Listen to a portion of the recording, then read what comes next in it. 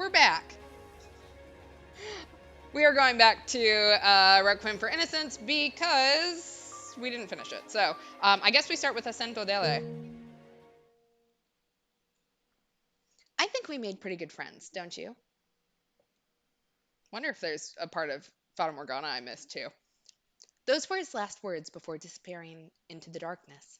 Their time together was brief, and they knew nearly nothing of each other. So could they in fact be called friends at all?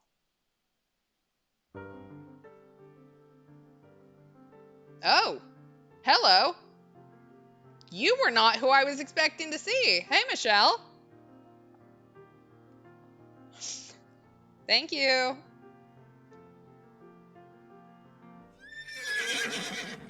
Uh, Welcome back, Didier. I've missed you. Hello there, Michel. What a pleasant welcome this is. You didn't have to come all the way out here to meet me, though. I haven't seen you in so long, and waiting inside is so dreary. What a wonderful sister I've been blessed with. You'd best be careful, though. The sun is quite strong today. Mother would throw a fit if she knew you were out here in this weather. Do not worry. I heard from a servant you would be back around now, so I haven't been out terribly wrong. Terribly long. Wow. Swear to God. Ah. And I know you're not one to be tardy either, Didier. I took all the necessary precautions. Well, curses. Now I'll have to be absolutely certain nothing delays my next return. Yes, indeed you will. Well, since you're here, would you like to ride back with me? On your horse? I would love to, but I came on horseback as well. She's tied to the tree over there. Unlike your brothers, your horse is smart enough to follow you back. All right then, I suppose I shall. How was your expedition, Didier? More of the usual. Just patrols, really. No engagements to speak of. Quiet is never a bad thing. I'm not sure if I'd say never. Do you think something might happen? No. Nothing you need concern yourself with, at least. If you say so. Oh, yes, Mom. I mean, Mother said she had something important to tell you and to see her as soon as you arrived. Now that I do not like the sound of. I can hardly blame you. Mother has something important to tell you, or the last words anyone wants to hear. You've gotten feisty now, haven't you? Don't tell her I said that. I wouldn't dream of selling out my beautiful baby sister. Okay, weird thing to say about what she's like 12, but you know. In fact, I beg you not to say anything of the sort to her either. She can be a bit easy to set off. If anyone, I think Georges needs that warning most. You're on fire today, Michel. And there she is. The world-renowned Castle Bollinger and our lovely home. I'm not a child anymore, Didier. I know our estate is not nearly as large or impressive as a castle. You used to love when I called it that. I also used to not be 13. Sorry, 13, not 12. 13 is still plenty a child. Now hold on tight. We're going to gallop the rest of the way. Yeah. What? Wait! Slow down, Didier. Try not to fall. I wondered if we were going to see the siblings again. I did not expect to see them in this part of the game, though. So, good day, Sir Didier. Thank you. Everyone looks well. Where is my father? Lord Antonin is out on personal business. He should be returning tomorrow. Thanks. Guess I just missed him. Well then, I should see what mother... What was that noise? That would be Georges. Oh, I didn't realize he was going to be home. Shall we check in on him? No, no, no, no, no! This won't do at all! It needs more wild innovation and fiery passion and solemn beauty matched with a squeeze of delicate eroticism that doesn't undermine the impact of the piece as a whole. Ugh! It has to be like a good kick to the marbles. Has he finally lost his marbles? Well, holy heck, look who it is. I didn't know you were back, Dee. And you know, it's uncouth to barge in on someone without knocking. He knocked several times and called out to you through the door. I must say, though, George, it is much more uncouth to take out your frustration on inanimate objects. Oh, you're there too, Michelle? I couldn't see you in the shadow of this hulking barbarian. Exactly, it needs more titties. You really are a teeny tiny little gal, aren't you? Mother will not be pleased when she sees the mess you've made of the room. Oh, my dear, dear Michelle. I'm going to let you in on a little secret. True art is only born in the fires of pandemonium. Is that so? You could at least pretend to care. So, would you care to explain this pandemonium? Oh, you want to know? You want to know all about the masterpiece buried in this wellspring of inspiration? You'll never be able to turn back once you know, but if you're really sure, I can give you all the juicy deets. I don't care that much now. Shall we see what Mother needs to talk about, Michelle? Yes, let's. Hey, wait! Have you no hearts, you Philistines? You're supposed to grab me by the shoulders and beg to hear what all the fuss is about. If it'll make you stop shouting, fine. Give me the short version. Ugh, so much for brotherly love. So the royal family is planning construction on a new chateau in the city, and guess who the king himself asked to do all the paintings for it? Why, moi, of course, the great artiste, Georges Bollinger. Is that so? What is wrong with you two? This is huge. It's huger than huge. I would wager His Majesty did not, in fact, come within 1,000 meters of you. Life is no fun if you limit yourself only the truth. I somehow doubt you're in charge of all the art either. So in other words, there's almost no truth to your claims. Hey, I really was commissioned to do a piece for the new chateau. And this disaster area is all you have to show for it. Yep, and I don't know what to do. It's a chance for me to make it into the big leagues. I gotta paint something that'll go down in history as one of the great works of our time. Perhaps it would be better if you didn't put as much pressure on yourself. You do much better work when you're relaxed. You're brilliant, Michelle. Let's go out on the town and let loose, just the three of us.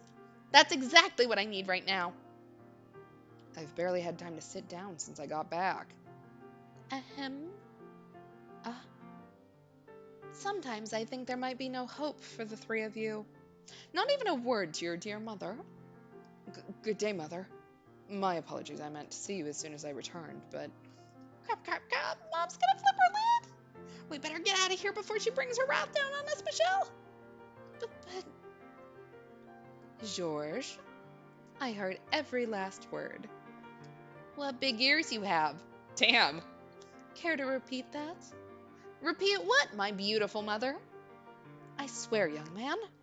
So, how did your expedition go, Didier? Did you run into any trouble? No, it proceeded without issue, thank you. Everyone returned safely by the grace of God. That's wonderful to hear. I prayed for you every day, and it seems like He heeded me. I want you to know I've quite missed you, even if Georges and Michel robbed me of the chance to tell you first. I'm deeply relieved to have you back in perfect health. There is no need to be dramatic, Mother. I was never in any danger of not returning. Nonetheless, I too am... And there's no need for you to be so stiff around your mother. Sorry. It's good to be home, Mom. That's more like it. Welcome home, my darling boy.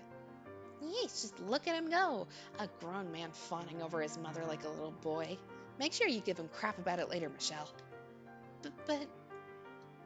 You really need to learn to whisper more quietly. Wonder who you inherited those ears from. I swear, you... So, Mother, Michelle tells me you have something important you want to speak with me about? Ah, yes, that I do. I'm sure you'd like to rest after your trip, but would you come to my chambers for a bit first? Certainly. Ooh, what's this? Can I come too? This is my business. Why should you be allowed to stick your nose into it? Because it sounds like fun. And maybe it'll help give my muse a nice kick in the rump. It's not a private matter, so I don't mind. In fact, maybe it would be better if you were there too, Georges. Heck yeah!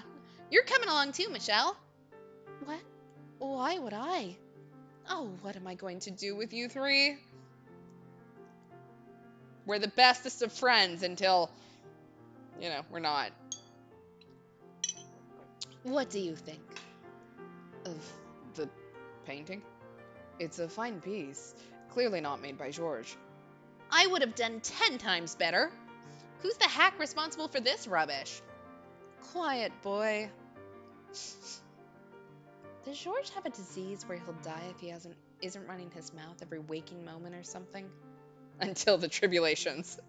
Oh, not the painting itself, the girl in the painting. She's pretty, I suppose. Do you like her?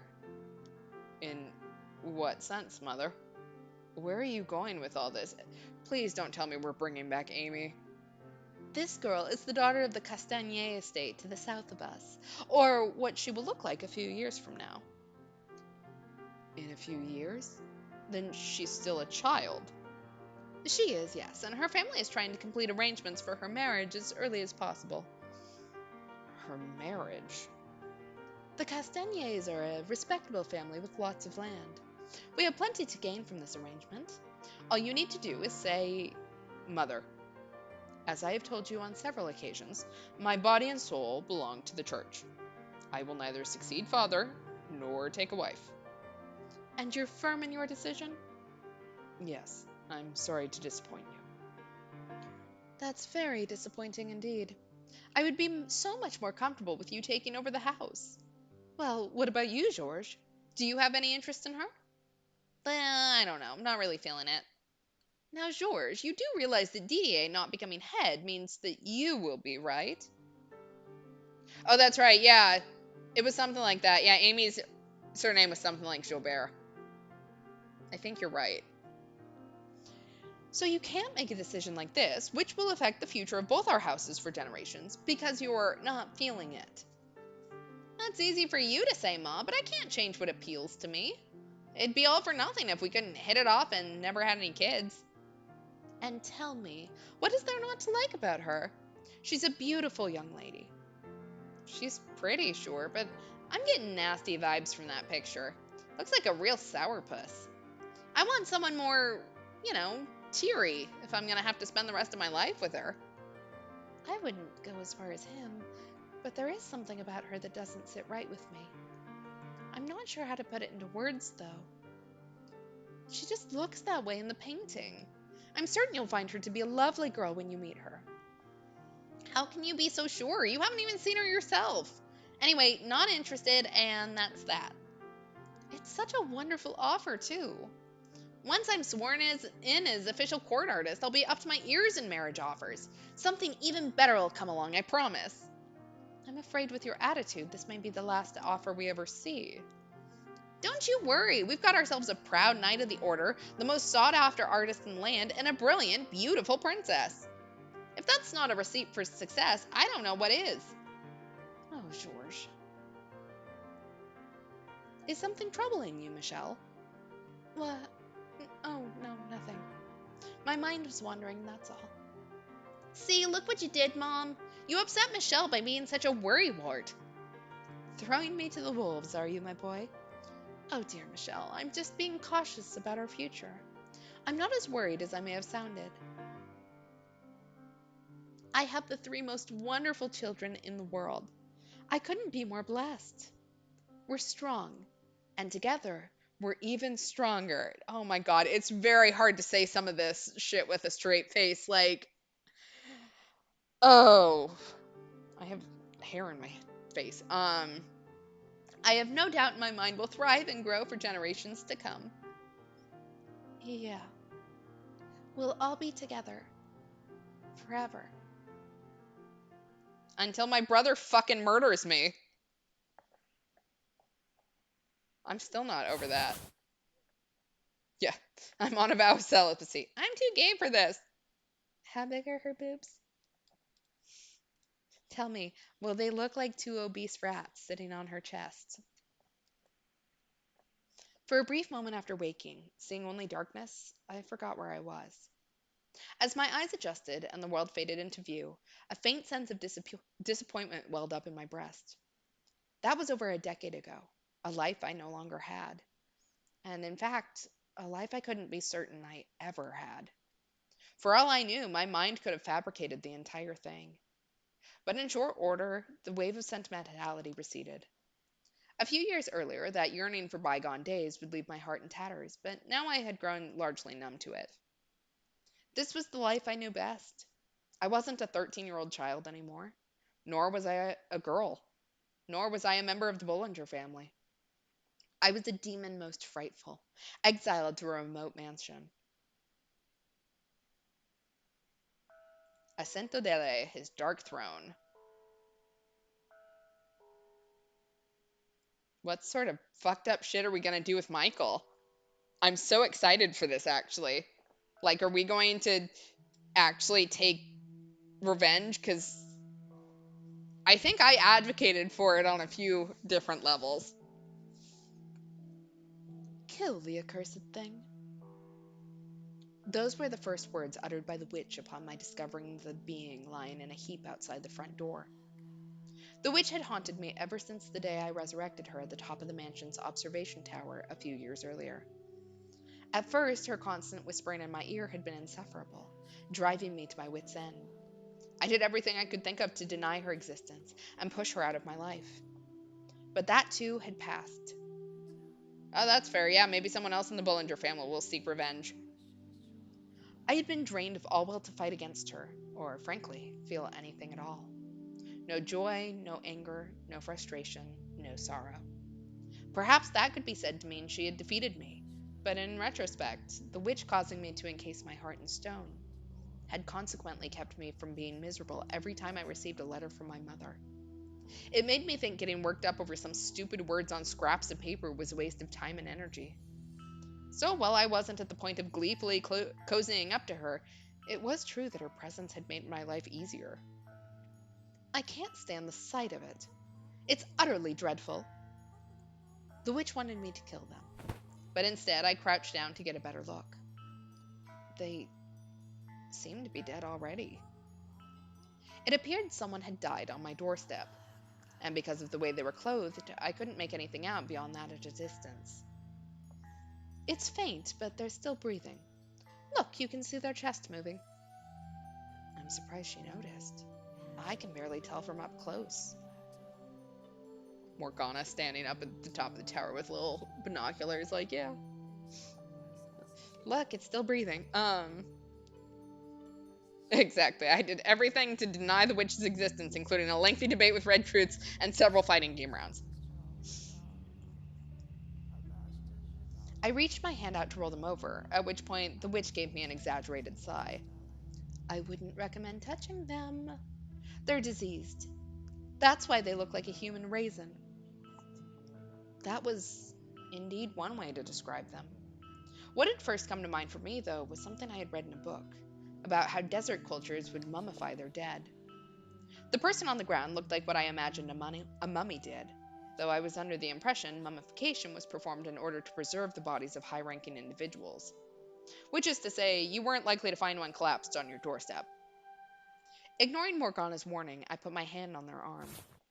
It twitched and they let out a groan. Just a swift stab through the heart and they won't have to suffer any longer. The person didn't seem to have enough strength to sit up, barely enough to hold on to their last vestiges of life. Their fingers continued to twitch, but it didn't seem deliberate. The tall grass in which they were lying seemed to want to swallow them up. Do it, my dear. Send that poor soul to heaven by whatever means you please. Or perhaps they'll end up in hell. They're not long for this world with or without my help. And who's going to have to deal with the rotting corpse in a few weeks if you just leave them there? Next month's delivery boy, presumably. Imagine the look on his face when he finds it. Imagine what he'll tell your family when he returns. It would make everyone's lives easier if you just killed them here. Bury them somewhere nearby, let them nourish the earth with their flesh. If there's any nourishment left to be squeezed from them, that is. Or you could try luring some animals here. There wouldn't be a trace of gore to clean up if you let a couple of wolves at them. And they'd get a nice meal out of it, so everyone wins. I can't imagine they'd find much to enjoy on this pile of bones. How cold. You have no room to talk. You're clearly enjoying yourself. My, what would ever make you think that? There's been nothing to entertain you recently. I certainly haven't been talking much, and nothing of note has happened. I can tell you've been bored. A few quiet weeks hardly counts as boredom compared to the years I spent in slumber. If you say so. Exactly, I can't do that. What if he's an enchantress with a magic rose? All of a sudden, we're just recreating Beauty and the Beast. Brushing the witch's distractions aside, I put my hand back on the vagrant's arm and flipped them over so I could get a better look. They were much lighter than I had expected. Their arm was a little more than flesh and bone, and that flesh felt like leather. I couldn't guess their age or even gender. They were dressed in unadorned brown robes and a cowl. One thing stood out about their dress, though: their mask. And when I removed the mask, I was greeted with torn, wrinkled flesh and eyes so sunken it was disquieting. I wasn't sure what I saw beneath it could even be called a face. Bandages covered their head from the nose down, and what hid beneath them was in even worse condition. I couldn't tell where their nose ended and their cheeks began, and their lips had crawled back into their mouth, turning it into a gaping gash. Even as close as I was, I could barely make out the sound of their breathing. They almost certainly wouldn't survive much longer. Good heavens. As I thought the witch might find some compassion in her heart for the dying vagrant, get rid of that filthy thing. I was immediately proven wrong. Her tone of voice was like that of someone who had found rotten food in her pantry while looking for something to eat. As I said, they're diseased. You should stay away unless you want to end up like that.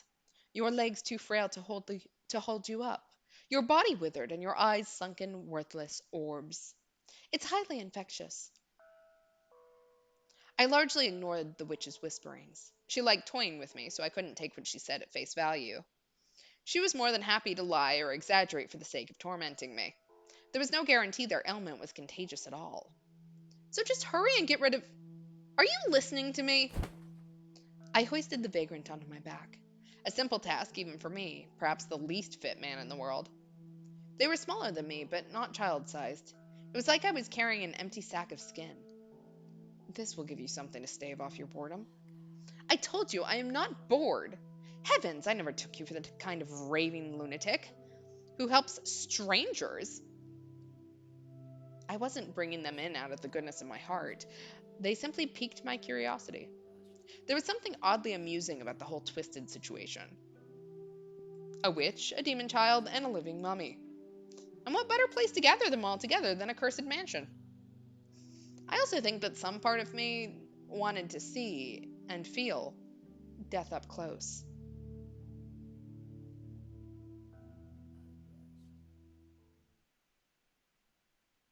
Ugh, what's going on? I can't see a thing. Have my eyes finally started going? And I was so close to that mansion. But I guess this is the end of the line for me.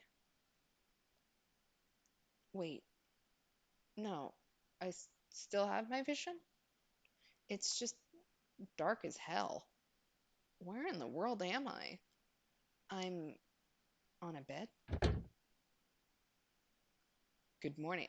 I forgot how pretty he is. Like, damn. Morgana trying to flirt with Michael is so funny.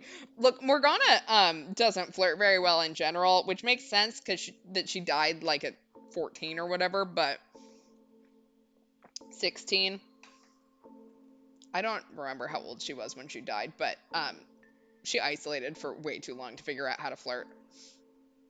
Good morning. And who the hell is that? What's going on? I don't. But maybe. Can you not speak? No, I can talk, but it hurts. I was just a little startled. By what? The angel that's come to meet me at the gates. He doesn't seem to have taken that one well. The man sitting there was a curious specimen, and yeah, I know, pot, meat, kettle. It appeared almost as if he was part of the surrounding darkness, an ethereal being that might vanish when I next blinked. Not human, but merely something taking its form. Though the more I looked at him, the more it seemed like, rather than him being a part of the darkness instead radiated from him, which is probably where the angel bit had come from. This isn't the afterlife. No, I guess it isn't. If this were heaven, I wouldn't feel like death, and there'd at least be a dozen half naked ladies hanging over me. Exactly. Why does every monster try to flirt with me? But I hurt like hell, so I must still be alive. Reality's a bitch, huh? That said, though, I felt like I'd get on a lot better with a stony faced angel like him than what they usually advertised. The sack of bones in the bed had a voice like dry leaves scraping against one another. While carrying them to the room, I noticed several of their joints seemed to bend in ways they shouldn't, so I thought they might be on the older side. But upon closer inspection, that didn't appear to be the case. The way they talk makes them sound young, too. I'm going to guess a man? Early 20s, maybe?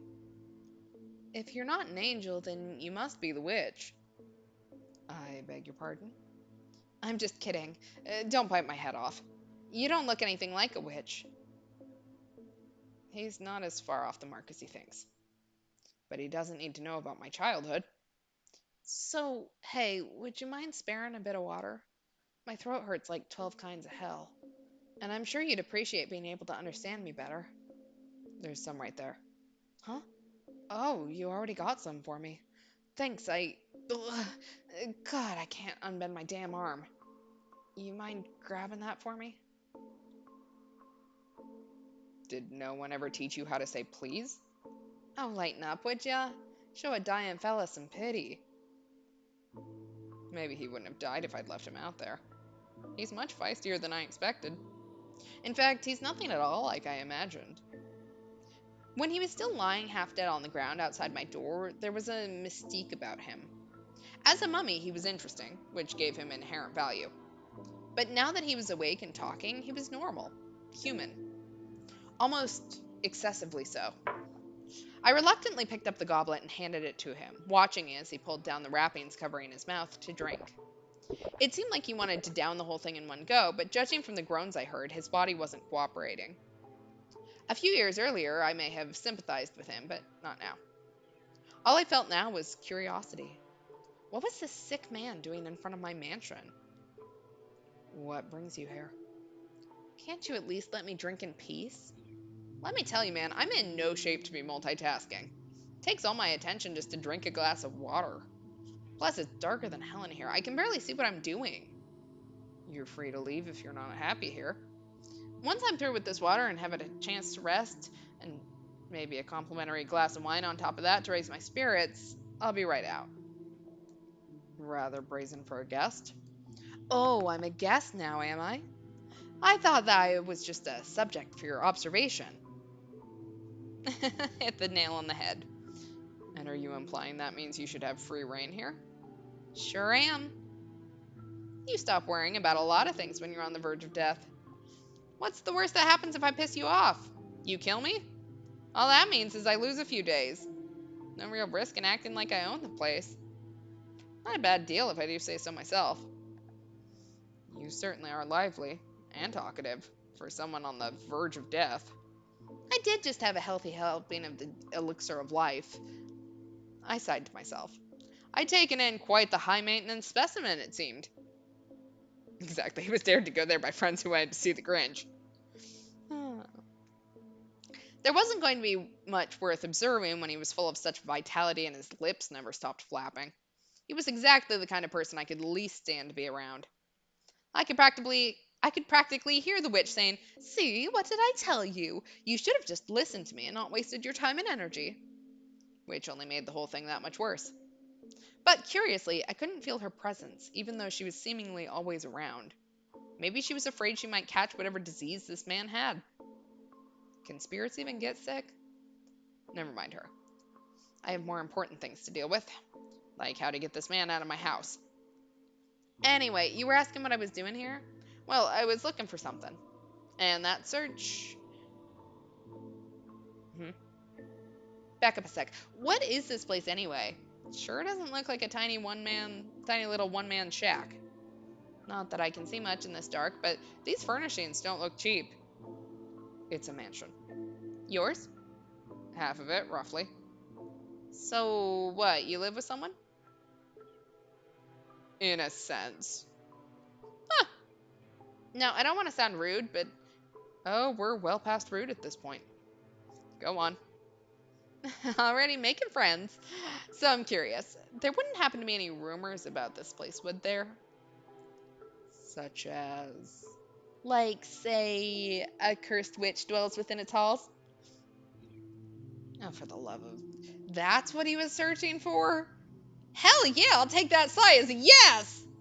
Excellent, fan-frickin-tastic. I was heading in the right direction. Oh my god. Let me stay here for a little, please. Are you out of your mind? I have a favor to ask the witch. That's the whole reason I came here. I, I don't know what you've heard, but the witch isn't one to go around doing people favors. Whatever your wish is, it won't be granted here. Michael, I'd like to point out, she offered to do you several favors. You just didn't like the favor she was offering. Hey, you never know. There's a first time for everything. And I doubt this is it. Why is he so fixated on the witch anyway? The witch of legend was said to be cursed. She was spoken of around these parts only in whispers, and people stayed away from the mansion for fear of provoking her wrath. Her curse had destroyed an entire city, it was said. I had no way of knowing whether that much was true or not, but I did know that the witch was real. I just couldn't figure out how someone could hear the rumors about the witch and decide, I'm going to ask her for a favor. Yeah, exactly, and she'll do him the favor he wants at the very end. It's beyond ludicrous. Well, now that that's out of the way, thanks for the hospitality, buddy. Stop right there. I never said you could stay. Anything I could do to change that? Not a thing. I was hoping I wouldn't have to do this, but you've left me no choice. I'm staying with her without your permission. What the hell makes you think you have the right? I'll happily comply with whatever the head honcho here decides. But remember, you said the mansion was only half yours. So until there's a unanimous agreement to boot me from everyone with a stake in the property, I'm sticking around. This little weasel. Michael, what can he do to stop you? Like, just pick this man up. He's dying. Pick him up, toss him out. Like, maybe I'm just cruel here, but I'm a problem solver, if nothing else. I won't just be a straight-up leech, though. Don't you worry. If you need help with anything, chores, whatever, just give me a shout. Yeah, I'll ask the dying man to clean the cellar. I know, Michael is a very kind person, which helps with Morgana. It does not help in this situation. Michael is the type of person who won't ask you to leave after the party has ended 3 hours ago and you're still sticking around, apparently. But to do that, I guess you need to know what to shout, huh? The name's Imeon. Pleasure to meet you. If anyone knows how to actually pronounce that, I'm guessing. Hey now, giving me the silent treatment? Is that how you're gonna play this? Flat pretending I don't exist? No. My mind just froze up for a moment. It looks like he's serious about staying. Which is a problem, even setting aside the witch situation. The more contact I have with anyone, the greater risk there is that word of my survival finds its way out. No. What? That said, he isn't long for this world. This vigor won't last. That much is certain. In fact, it might be smarter to keep an eye on him. Make sure he's dead before he has a chance to tell anyone about me. Hello? Need help finding your way out of your thoughts, buddy?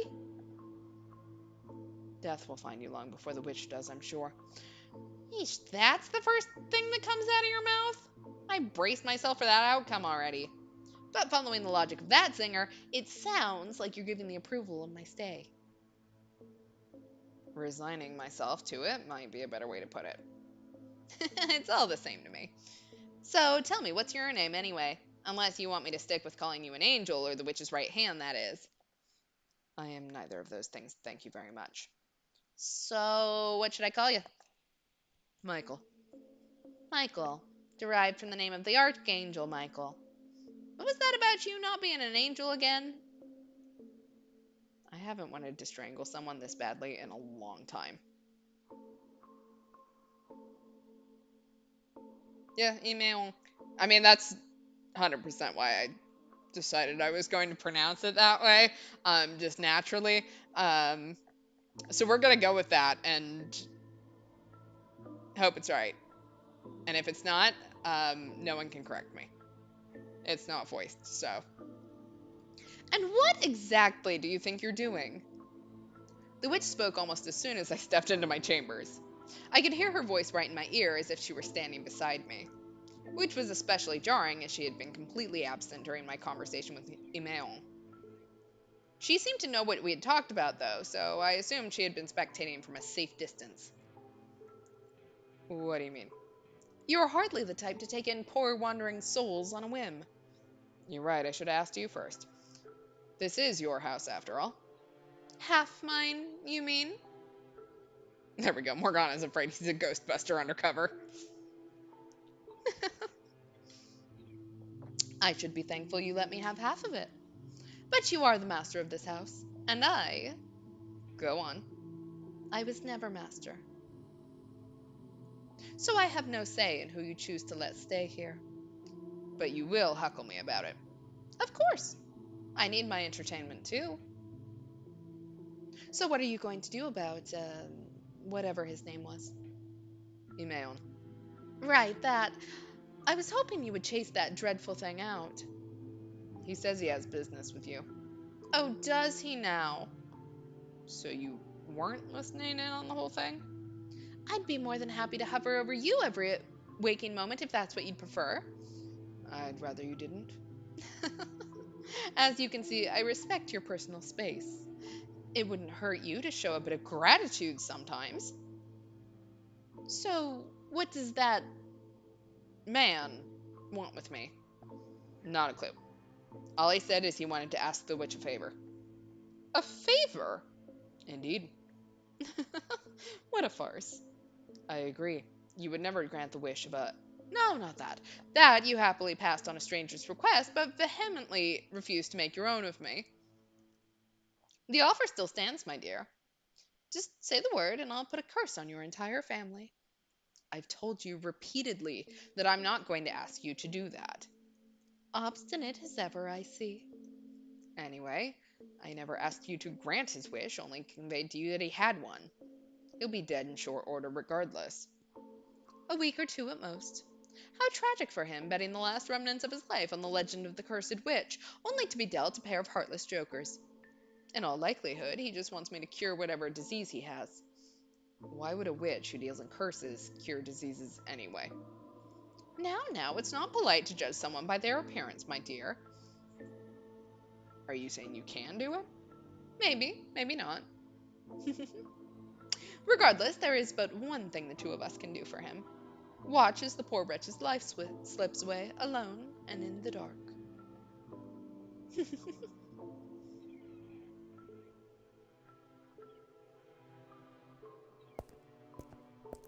Yeah. Christ, this is hell. It shouldn't be this exhausting to just walk down the hall. I'd sure love to get a little more light in here. Might make moving around easier. This is fine. No light means I don't have to worry about how monstrous I look. This face is like a curse in itself. Okay, so the only places I haven't seen yet are this room and Michael's room. And he made it very clear he didn't want me anywhere near his room, so in practice that makes this the last one. Here goes.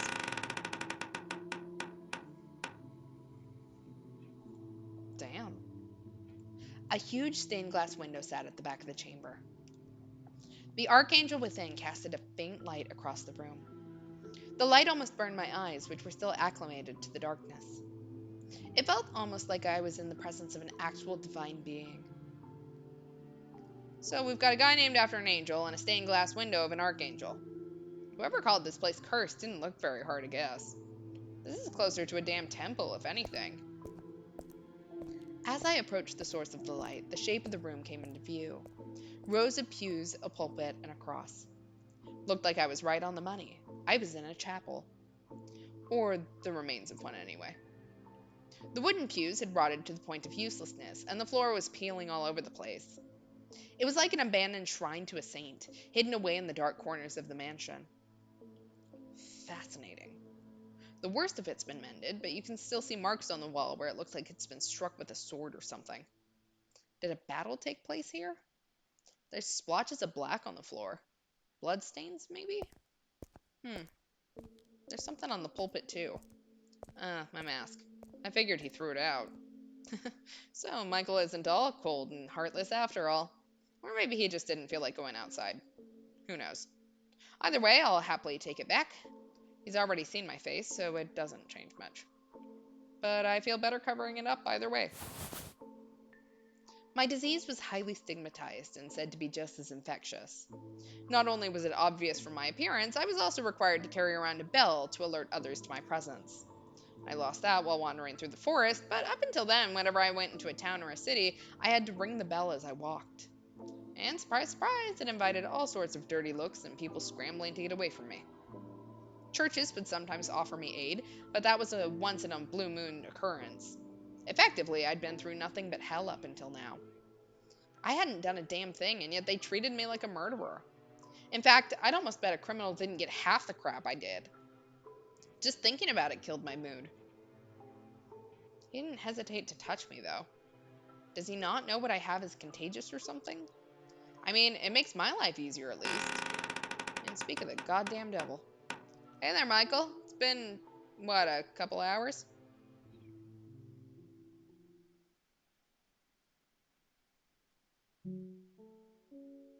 I found Emmanuel in the chapel. He had put his mask back on, despite the fact that I had already seen what it hid. I couldn't imagine whatever he gained from wearing it was worth the obstructed vision, but surely he had his reasons. One hell of an impressive window you've got here. I had a pretty good guess where he was going with that train of thought, and I was entirely disinterested in humoring it. He would start off with something about how beautiful and awe-inspiring it was, mention the Archangel, then try to lead into, "You can make a frickin' fortune off this." I beg your pardon? Glass doesn't come cheap, especially not the colored stuff. I was thinking, if you found the right buyer, you could be rolling in dough. Does he have any idea just how sacrilegious that is? Yeah, I feel like I'm not much of a superstitious or religious person, but also, that's inviting some karma that I don't know that you want to invite. Let me guess, you're thinking, does he have any idea how blasphemous that is? And now you're thinking, can this fella read my mind? I am not. You should say what's on your mind. Otherwise, I'll just have to keep saying it for you. Sorry to disappoint you, but I am not particularly talkative. I'm not saying you have to yap on for days like me. Well, what you said was indeed blasphemous. I do not disagree with the sentiment. Oh, really? It's just chunks of glass arranged into shapes. Bingo! There's no actual angel there, just man's depiction of one. Who are you, anyway? Well, that sure came out of nowhere. And you want me to spill my guts without doing the same for me? My apologies. I have not had the chance to hold a conversation in some time. I see. And you are not obligated to say anything if you do not wish to. I would not answer if you asked me the same. Sounds like we're on the same page then. The more we share, the more uncomfortable it's going to make it for everyone, so let's keep things the way they are. A nice, cozy distance. I may be curious as all get out about what the hell you're doing out here out in the middle of frick all, but I won't pry. Alright, I'll tell you what I can. I'm a nomad. Before I got sick, I traveled across all the lands. Had me a nice lute I'd strum as I trotted from place to place, singing songs and pretending I was a troubadour. You were a traveler. I could tell stories of my exploits for days on end if you want to hear them. I'll pass, thank you. Your eyes tell me you're lying, buddy. I'd rather you listen to what I said. War stories over dinner, then. Sounds like a date. Now I've got a little question for you, if you don't mind. Not about where you came from or anything, I promise. Yes. Why didn't you say anything about my face? I assumed you were going to ask about the witch, not me. Hard not to be curious, you know? Everyone's grossed out by it. He makes a fair point. Even Morgana was taken aback by the sight. I can imagine he would appear monstrous to someone who's led a relatively normal life. And he's probably been subjected to less than charitable treatment for it. Which makes me wonder, how is he not drained and jaded by now? I don't understand how he can be so spirited. I've seen the kind of hardship that can be brought onto someone by their appearance. So what you're saying is it's nothing new to you? Correct. I did think it a little unusual, but nothing more. I understand your ailment is contagious. What? You knew? Why did you help me then? Why didn't you hesitate to touch me? You carried me into the mansion. You handed me water, all the while knowing you could be infected? Michael's a regular Princess Diana here. I couldn't figure out how to honestly explain my actions. Part of it was me deliberately acting against Morgana's wishes, frustrated by her repeated insistence that I kill him. But the aura of death that hung over him was the biggest factor. There was something indescribably alluring about it. All I'll say is, I would have left you if you were in good health. So it was pity? You've got nothing to gain from helping me. I don't have any money, and I'm definitely not a hot babe. I have no interest in money or women. Okay, that second one's a lie, but... And to be clear, I didn't bring you in out of the goodness of my heart either. When you said you thought you were a subject for my observation, you were correct. You were here predominantly because I wanted to observe a withered, half-dead mummy of a man. A mummy, huh? Well, I hate to burst your bubble, but I'm just an ordinary guy. Unfortunately so. And here I thought you were only observing me because you didn't know about my disease. Never would have guessed it was the other way around. God, you really are one of the most bizarre fellas I have ever met. I was just going to not say anything, keep it to myself. Use this as a chance to stretch my wings, enjoy not just being the unclean for once. Didn't much care either way if you ended up catching it. So The witch has declined your request to speak with her. Not even gonna let me finish, huh? I'll take that as no apologies necessary then. Well, shit. You have no reason to remain here. I left the bar off the front door for you. The witch was my last resort. I saw who knows how many doctors. Not one could do a thing. Hell, as soon as they saw me, the assholes tried to rob me blind with fees. It'll cost extra because they're putting themselves at risk, they'd claim. So I traveled to other cities, towns, villages. If docs weren't going to do anything, maybe I'd have better luck with regional remedies. Everything from herbal stuff to straight up hocus pocus. No effect, any of it. I have no interest in an apology or his life story. So why haven't I turned and left yet? Why am I standing here listening to him talk? All that was left for me was to turn to was God and the devil. But I figured God would just say, accept your lot in life, shrug his shoulders and tell me to die in a ditch. But I wanted to live. Even looking like that? Damn right. So what, do you believe that if you tough it out, one day your valiant efforts will pay off? That there's light at the end of the tunnel? Because that's all fairy tale nonsense. You're right. The real world doesn't work like that. We just tell ourselves it does because it makes it easier to get through the day. But the fact of it is, life's a big ol' swamp and no one's got a map. One wrong step and it swallows you whole, like a game designed by a goddamn 5-year-old. The odds are stacked against you, but like hell I'm gonna go down without a fight. I've got nothing to show for it yet, which is exactly why I'm not ready to kick the bucket. You never will have anything to show for it either. Your desire to make something of your life will only serve to drag you deeper into the depths. The more you tell yourself you can, the greater your pain when you realize you can't. Sounds a hell of a lot like you're speaking from experience, buddy.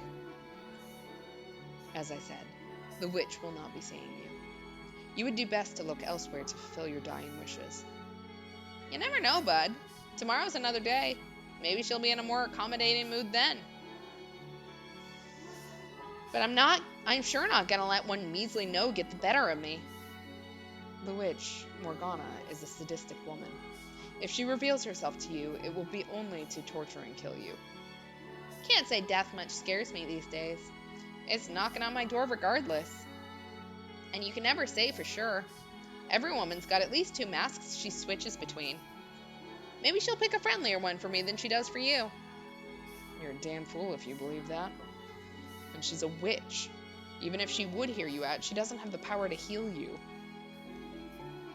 Ruin and destruction is her singular desire. I have to ask. All you want from me is to watch me die, right? So what do you have to gain from warning me about the witch? Doesn't worrying about me run counter to your own wishes? I'm hardly worried about you. Could have fooled me. I'm simply making a statement of fact. You would only be wasting your time trying to see the witch. I haven't seen the proof, so I'm not convinced it's as much of a fact as you claim. Which means this conversation's going exactly nowhere. Do as you please. I won't try to chase you out anymore, but don't come crying to me when my words prove true. Much obliged, buddy. That's one less hurdle to trip over on my way to making a huge ass out of myself. I would like you to promise me one thing, though. Sure thing. I'll leave the bar off the front door, so when the time comes, make sure you save enough energy to get yourself outside before you die. I was going to make a joke about that, but I thought it was too macabre. Thank you, Michael, for making it for me. Yeah, maybe there's something about the whole mask thing. I'm wondering, I have the weird, I don't think it's foresight, but concern more that maybe this guy got dropped off by Michael's family to infect him and kill him off. And maybe that'll trigger Michael wanting revenge. I don't know. I have no idea. I want Michael's revenge now, so I don't want to have to clean up the mess. You're a real treat, buddy.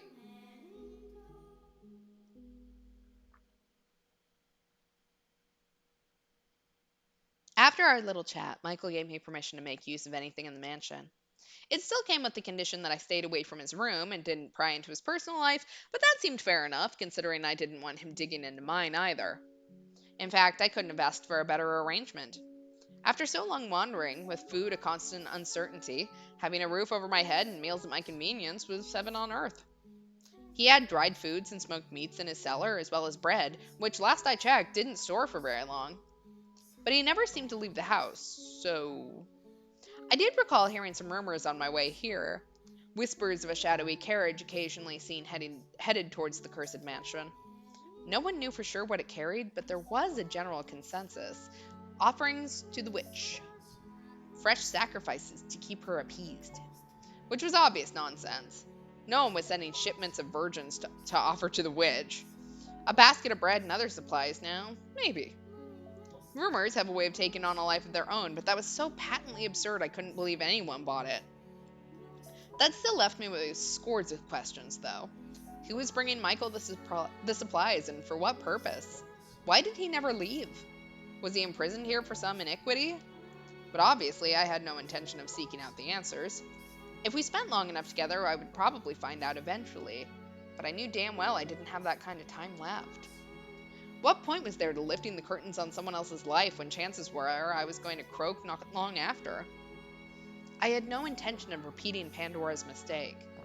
If I was going to spend my last days here, living with him, I wasn't going to get anywhere near that jar and risk making waves. I couldn't say whether or not that was the best strategy, but regardless, I made it through our first 2 weeks together well enough. And then those 2 weeks, it seemed like the two of us were talking more and more. I was standing before the stained glass window. It had become routine for me to spend a few hours of each far too long day in the mansion's chapel. I wasn't so naive as to think the angel would grant me relief, but I did sort of enjoy being in the presence of something so magnificent and undeniably beyond my reach. It was impressive in the same way as any other massively expensive piece of art. Now that I think about it, I never really appreciated art when I was younger. Couldn't even tell the difference between what was good and bad. Maybe because I was just a kid? Or because there was nothing there to appreciate. Email. Oh, hey, sorry. Lost in my thoughts. What's the occasion? You almost never initiate. I need your help with something. Damn, is the sky gonna fall today? So what can I do for you? I'm going to cover up the stained glass window.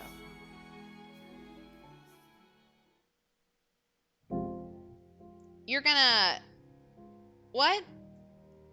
It seemed unsurprisingly that was the last thing he had expected to come out of my mouth, and the incredulity was obvious even in his raspy old man's voice. I could easily imagine the expression he might be making beneath the mask, if he'd had a face left to make it with. Would asking for a reason count as prying? No particular reason. I simply disliked the sight of it. Well, that's a damn shame. I rather enjoyed my time with it. I seem to recall you saying it was nothing more than colored glass. In a spiritual sense, sure. But do I look like I'm prying to it? No, I'm admiring the craftsmanship. It's one hell of a piece. I see. Though I've pretty much got the thing memorized by now, so sure, let me give you a hand. Thank you. Follow me. I gave Emil a quick glance and then started off down the hall.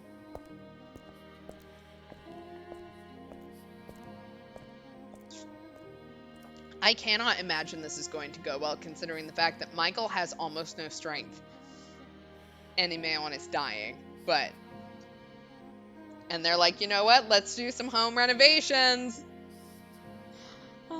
I walked at a relaxed pace because as much as he tried to hide it, he was visibly more sluggish than the 2 weeks prior. Even breathing seemed to be an endeavor for him. As I walked, I made sure he was keeping up by the sound of his footsteps, but never once did I turn back to look. Facing away, I said, "You didn't have to come along." Excuse me? You're the one who asked me to. Don't you think it a bit inconsiderate to ask someone in your condition to do hard physical labor? No one with any common decency would do that. Well, I guess that puts you in the clear. I'm just joking. Don't bite my head off. I didn't say anything. I wouldn't say I think it's inconsiderate, personally. In fact, I really appreciate you not giving me special treatment, of any kind. You don't go easy on me because I'm sick, and you don't put me through the ringer for it either. I prefer it that way. Us both on level ground. If you say so.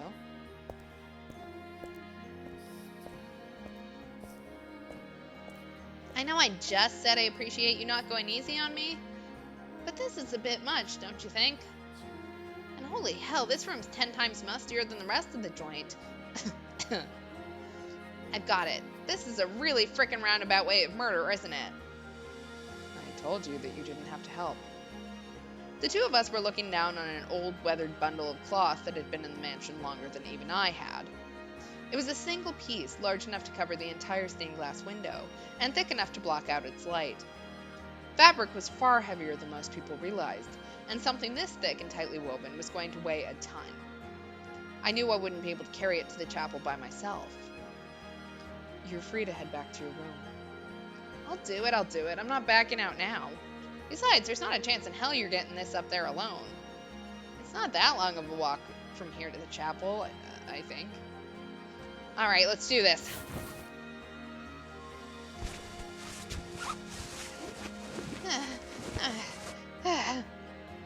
Oh, hold up. I need a breather. Hey, don't drop it without warning me, asshole. And quit trying to act like you're hot shit. I can see you're just as winded as me. What do you know? I'm perfectly fine. Someone is out of shape. Yeah, how badly do you have to be out of shape for a dying man to be in the same shape as you? You're the last person I want to hear that from. Hey now, at least I have an excuse. You're in perfect freaking health. And look at me, I'm half dead here. Before I got sick, I could run for 24 hours straight, no problem. Alright, let's get going. Are you deaf? Interesting. So the character email was mentioned in the main game by Michael, according to the author in one of the backstages. It's been a little too long, I think, since we played that part of the game, but I like it. I mean, I like him so far. I have no idea what he's gonna do, but we'll find out. Finally, we made it. I seriously thought I would die before we got here. And that's one for the gravestone. Died carrying a bundle of fabric. Not trying to hide it anymore, are you? Not a word. Oh god, I'm laughing and coughing. Where is this coming from? And please don't cough and laugh at the same time. It's disturbing. I don't know, it's freaking hilarious. Okay, that makes sense. Yeah, Backstage is a PC exclusive version where the author explains a few things about the game. Yeah, so we haven't seen that because we're playing it on PlayStation. But interesting.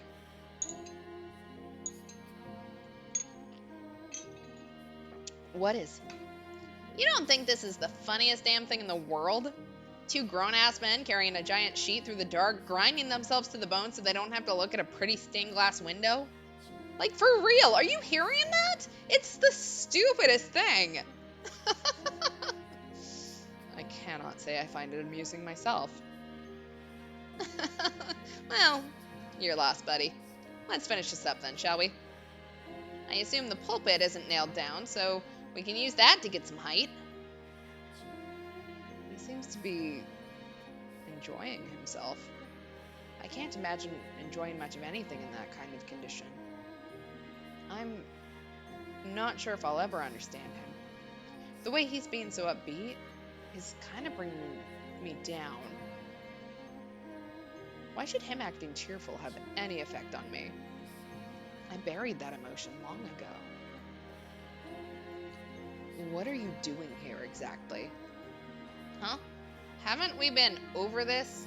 I want to ask the witch. You're no fool. I don't need to tell you that the witch isn't real. For the past 2 weeks, I let Imeon explore the house as he pleased. He'd likely seen everything from my chambers by now. It should have been obvious that there was no third person living there. I was the only one who could hear the witch's voice. I was the only one who could feel her presence. All the servants my family had sent over the years were proof of that. She may have existed for me, but from his perspective, there was no meaningful difference between that and her not existing at all. Remember what you said in the storeroom? There's not a chance in hell you're getting this up there alone. If you still believed the witch was real, if you still believed there was a third person living in this mansion, you wouldn't have said that. What do you want from this place? Somewhere to die? Do you want to make this your final resting place? Someone's feeling talkative today. This isn't funny. It's comfortable here. There's a warmth to the darkness. It doesn't reject me for being impure. Impure? That's what everyone says about me. I have no say in the matter. I have an impure disease, so that makes me impure. I think it's story time. What do you say? This time, we'll go into a little more detail. My life was set. I had dozens of friends and a wonderful, loving family. I didn't bother with the family business, instead spending my days wandering. But on one of my trips, I got sick, and I got scared. So I rushed back home, wanting nothing more than to see my family and friends again. But when I got there, no one recognized me as me. They called me a demon impersonating their Imeon. A demon? He's saying the Bullinger family has no need for a demon child, that you're a mark of shame on our name. So he's going to have you executed. They came to the consensus that the real Imeon was still off traveling. They wouldn't accept me for who I was just because I didn't look like what they thought I should. What does that have to do with my question? Basically, what I'm saying is there's not many people who are willing to see the truth. The truth? That I am who I say I am. That I'm Imeon, not some evil doppelganger. The only person who sees me as an ordinary fella is you, Michael. I do not agree with Father's decision. I do not want to lose you. I don't think you are a demon child. Don't misconstrue apathy for... I don't care why. All that matters is that you do. You see me for who I am, and that's the most amazing feeling. I haven't done anything to warrant that reaction. And if there's one thing I can tell you, it's that it's foolish to rely on anyone for emotional support. Don't blindly put your trust in me, and don't expect anything out of me. Please. Like I said, I don't care why.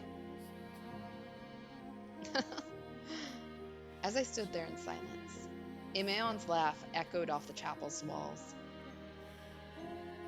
He then climbed onto the pulpit, which was probably brutal on his joints, though he didn't show it, crossed his legs, and looked up at the glass angel. His arms were thin as twigs, his voice raspy as an old man's, his hair devoid of all sheen, his entire body deteriorating. Even the most callous of men would cringe at the piteous sight. Yet he sat there with his head held high, a smug smirk on his face. For a split second, the thought crossed my mind that if the name Michael didn't belong to me, but to him instead, he would have been able to just laugh off that painting. And as soon as I caught myself, I froze. Back to your question. What do you think? Why do I want to stay here, even though the witch doesn't exist? I knew what he wanted me to say, and I knew that I couldn't. I hadn't done a single thing to deserve that from him. What he felt was disproportionate to reality. Silent treatment again? You figured it out, though. I know you have. There's your answer. If I were even half what I used to be, I'd love to drag you out of this house, kicking and screaming. Travel far and wide together, find the place you feel more at home than anywhere else in the world. Be nice, wouldn't it? Leave me out of your fantasies. He could only think that way because he'd led such a cushy life. That may have come crashing down when he got sick, but only someone who had been well off would ever think that there was hope to be found outside. And on top of that, he was simple and honest enough to admit it. Michael, weren't you well off before your whole thing, before the tribulations started, as we called it earlier? I'm just jealous of him. That's all this is. Yeah, this is kind of a weird, like, Morgana had her foil in Jaren, and now we have Michael having the foil of Imeon. Take a seat up here on the pulpit with me. Feels like you're shoving your ass right in God's face. I wish I'd tried this sooner. It's freaking incredible. It really is.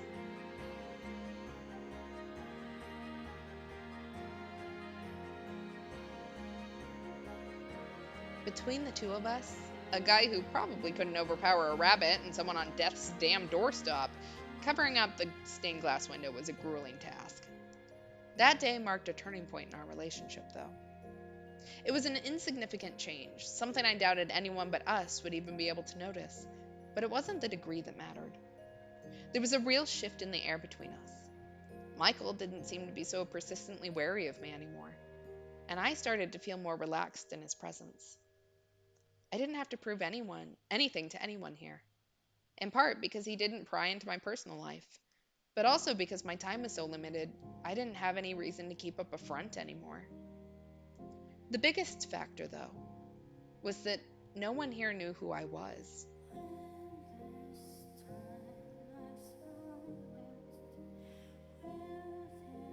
And I think we're going to end here for tonight. I think that's a good place to end on a nice little cliffhanger. Yeah. So, glad to be back on Requiem for Innocence. we'll finish this one up first before we go back to Reincarnation next time. So buckle in. See, next stream is Tuesday, 10 o'clock Eastern, 7 o'clock Pacific. Tuesdays are always group streams, so we will most likely be playing Great Ace Attorney. Come join us. That'll be myself, Lemur, and Mana all together. But yeah, other than that, I got nothing. Thanks for hanging out. Below is the link to our YouTube channel if you need to catch up on anything. So that's all I got. Thanks all. Have a good night. Hopefully no one is dying from the time change, because I'm feeling it. But if you are, I don't know, go to bed. Have a